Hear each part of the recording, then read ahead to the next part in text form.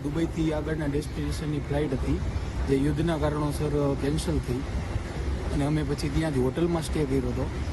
પણ 1 તારીખના રાતે હોટલમાં અવારનવાર એલાર્મ વાગતો હતો. અમારા મોબાઈલમાં પણ એલર્ટ એલાર્મ આવતા હતા અને અમને શેલ્ટર હોમમાં આશ્રય લેવાની સૂચના અવારનવાર આપવામાં આવતી હતી.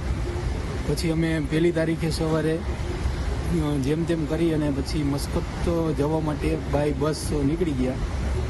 મસ્કત બોર્ડરે પણ આ કારણોસર બહુ ઘણી બધી રસ હતી એટલે અમે 6-7 કલાકે અમારી ઇમિગ્રેશન ક્લિયર કરવામાં થયા અને ત્યાંથી અમે મસ્કત એરપોર્ટે પહોંચ્યા અને વહેલામાં વહેલી મળતી ફ્લાઇટ એટલે અમે બેંગ્લોરની ફ્લાઇટ પકડી અને અત્યારે અમે સહી સલામત બેંગ્લોર પહોંચી ગયા છીએ. એટલું બધું કંઈ રિસ્કવાળું નથી, સેફ છે.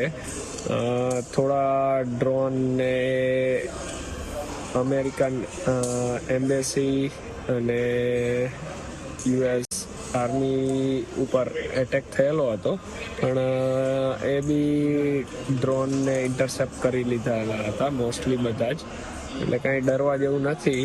પણ હજુ બી કાલ પણ એરસ્પેસ બંધ છે એટલે કાલ બી અહીંયાથી ફ્લાઇટ નથી.